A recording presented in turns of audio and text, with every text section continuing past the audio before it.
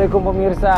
Nah, alhamdulillah hari ini bekal sebelum ajal bertemu dengan Mbak Nia yang melaporkan suaminya yang sudah 2 kali masuk penjara dalam permasalahan yang sama.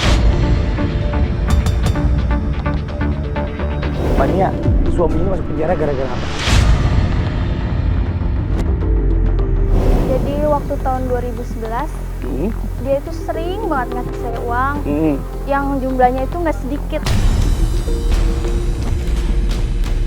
Kadang suka beliin saya emas atau sepatu yang branded gitu. Terus saya bilang, uang dari mana ya? Dapat proyek. Pas itu ada polisi datang. Ternyata dia makan uang haram. Uang haram itu dari penyumbangan anak yatim yang harusnya dia sumbangkan. Tapi jadi dia malah, malah anak yatim yang harusnya disalurkan dia malah diambil sama dia. Iya, malah kasih uang nafkah itu ke aku. Berapa lama di penjara waktu itu dia? Pertama 8 bulan, itu udah keluar. Dia udah janji aku jalankan sholat bareng, jadi imam yang baik. Setelah keluar dari 8 bulan itu, tadinya nggak punya tato. Aku bilang, nggak apa-apa, aku terima kamu apa adanya sekarang. Tapi pas kejadian itu dia ulangin lagi, sampai ke penjara 2 tahun lebih.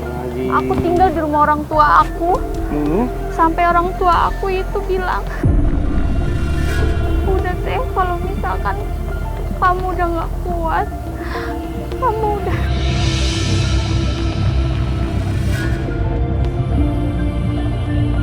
Tapi aku nggak mau, aku tahu ngerasain susah, senengnya bareng dia, aku ngerasain. Aku cinta sama dia, aku minta tolong sama Mas Fadli. Buat dua suami aku berubah semaksimal mungkin. Aku udah nyerah mertua aku, udah aku bilangin buat bilang gitu, tapi nggak bisa.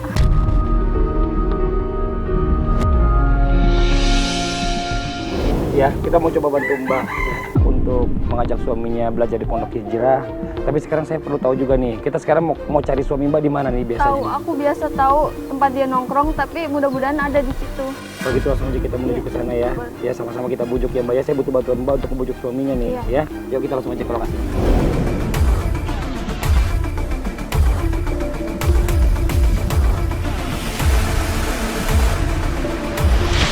Terus banyak orang itu sebelah ke kiri itu rumah temen yang biasa dia nongkrong di situ. Nongkrong di situ terus ya? Pulangnya pagi, kalau enggak malam. Nih, belok kiri. Ini kiri dan. Terus itu ada warung, biasa dia nongkrong di situ. Itu tuh ada. Itu ada suami saya. Ya boleh.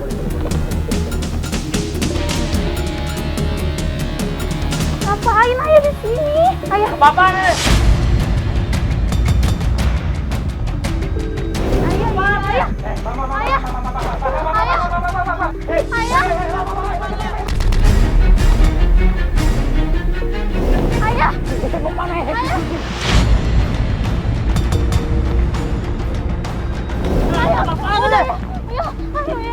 Apaan nih? Mau kemana ya? Ayah. Benda ya. Dengerin dulu. Istri lagi mau ngomong. Dengerin dulu. Apaan lagi ya? Dengerin ya. Udah cukup ya, cukup. Ini sepatu ayah beli dari uang haram. Dia nggak mau makan ya. Kalau bukan dari uang haram, lu mau makan dari mana? Ya bawa. Dia nggak mau ya. Dia mendingan makan pakai garam nih, makan pakai ayam dari uang haram. Ayah udah ya.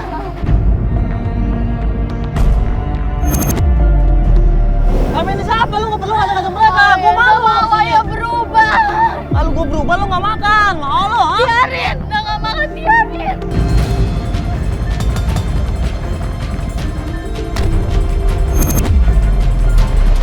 Ayah jangan makan uang haram anak yatim dosa ya.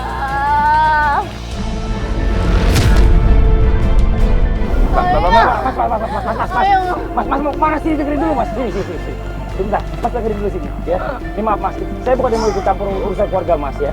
Tapi istri Mas minta sama kita, minta bantuan kita untuk ketemu sama Mas, untuk ngobrol bareng-bareng nih. Mau ngomongin apaan emang lo? Mas dengerin dulu, kita dari bekas sebelum Majalah TV ya. Kita ditelepon sama istrinya Mbak ya, untuk ngajak Mas suaminya ke pondok hijrah kita.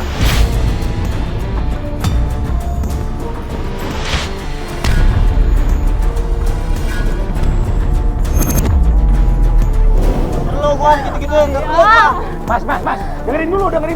Saya belum selesai ngomong. Nggak perlu.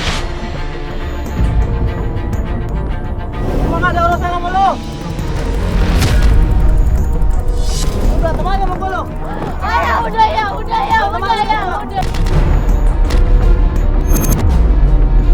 Kalau misalnya mau ngajakin berantem sih gua oke aja. Gua berantem gua nggak takut coba buat berantem.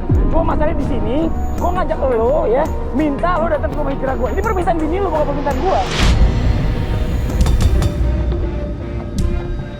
Kalau gue nggak mau ngomong apa? Lo nggak mau bini lo sekarang? Lo jangan liatin gua. Gua cuma bantuin doang. Dan anak yang inget gila ya di rumah masih kecil ya. Selalu makan uang haram dari ayah, inget gila ya.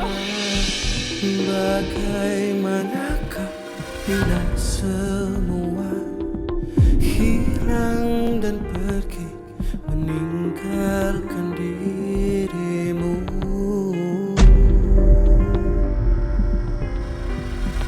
Nggak mau ayah berubah ya.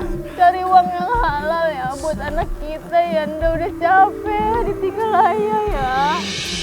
Tak kau sadari masihkah ada jalan bagimu untuk kembali mengulangkan masa lalu. Ikut Mas Fadli ya ke rumah hijrah biar ayah berubah. Bang, dengerin tuh kata istri abang. Istri abang tuh cuma pengen yang terbaik buat abang. Istri abang nggak mau abang masuk penjara lagi gara-gara permasalahan yang sama. Ingat bang, anak abang masih kecil, ya. Abang tega ninggalin anak abang. Enggak lah. Anda nggak pernah minta macam-macam. Anda mohon ya dengerin kata Anda sekali ini aja. Ikutin Mas Fadli ya. Ayo Mas, sekarang jawab. gini aja. Saya mau ikutin saran Mas. Ini karena istri saya. Ya terserah mas ya. Saya cuma diminta tolong sama istri mas untuk ngajak mas ke pondok hijrah belajar bareng saya. Masalah mas mau ikut saya karena dari istri dan anak-anak, terserah. Yang penting buat saya, mas mau belajar dulu. Kalau gitu sekarang mas ikut saya.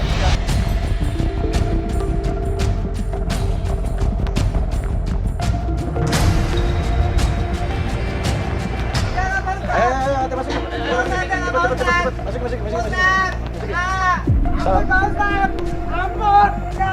Assalamualaikum Ustaz. Salam warahmatullahi wabarakatuh. Pak Fadli sebentar ya. Saya selesaiin tamu kita yang ini dulu nih. Iya Ustaz. Ayo.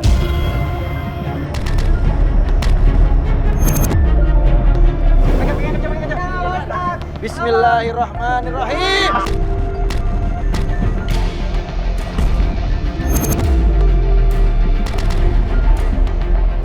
Astagfirullahaladzim. Astagfirullahaladzim. Ayo kata. Astagfirullahaladzim. Astagfirullahaladzim.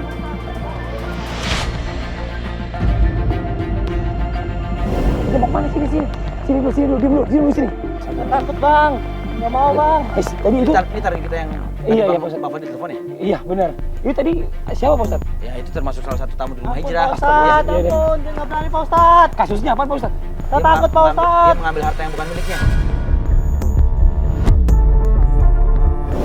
Dia perampok. Ini juga sama, dia perampok, cuma perampok ngambil hartanya anak yatim. Astagfirullahaladzim. Mampus Pak Ustadz. Si, maju. Ayo. Ini mau Pak Ustadz, Pak Ini Ustadz. mau ngobrol dulu Pak Ustadz. Mau gimana Ustadz? Langsung aja bang. Langsung? Iya. Hah? Mana santri, sini bantu Mas santri. Pak Ustadz. Ya, sini. Dia nggak berani Pak Ustadz. Sini. Coba dia nggak biasa kayak gini nggak mungkin.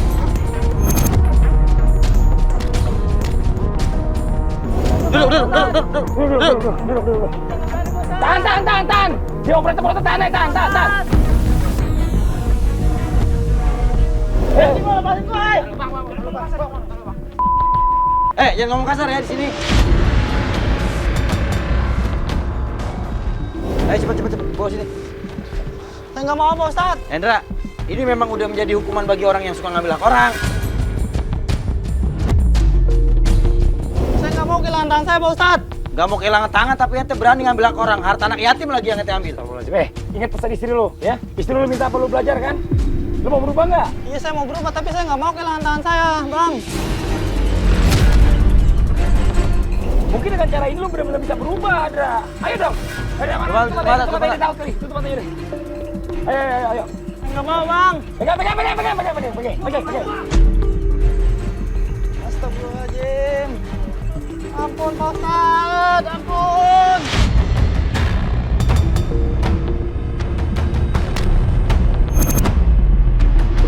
Ayo, masukin tangannya, ayo. Cepetan. Yang kiri. Ayo cepet. Saya nggak mau Pak Ustadz, ampun. Ayo. Ini masukin tangannya nyangkut nih. Ayo.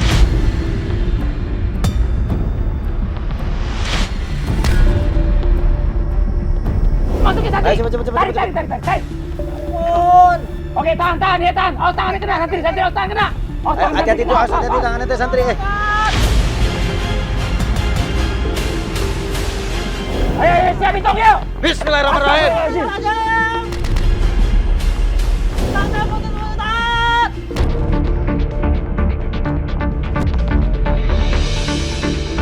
Tolong Pak Ustadz, tangan Buka saya Bang Fadli, putus buka Pak Bang Fadli. Ustadz. Buka Bang Fadli. Mana tangannya teh putus? Kenapa ente teriakan? Putus Pak Ustadz. Mana putus? Ada nggak tangannya? Coba angkat tangannya, istighfar ente. Tangan ente putus apa masih ada? Tadi putus Pak Ustadz. Saya takut. Astagfirullahaladzim, Bang Hendra masih mau ngambil harta anak yatim. Ini hukuman di dunia aja Bang Hendra nggak sanggup buat ngejalaninnya. Ampun Pak Ustadz. Saya cuma ngasih shock terapi doang. Terus, nih, bentar lagi kan ada tamu rumah hijrah nih. Tadi Bang Fadil telepon namanya Bang Hendra. Ini saya mau kasih shock terapi sama dia biar dia kaget. Jadi ente pakai ini udah disiapin. Ya seolah-olah nih tangan ente. Nanti ente ditarik-tarik ya untuk melakukan proses shock terapi.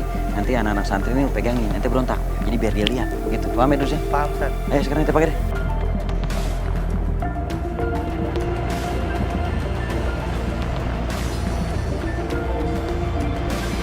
Baru shock terapi aja Bang Hendra udah ketakutan.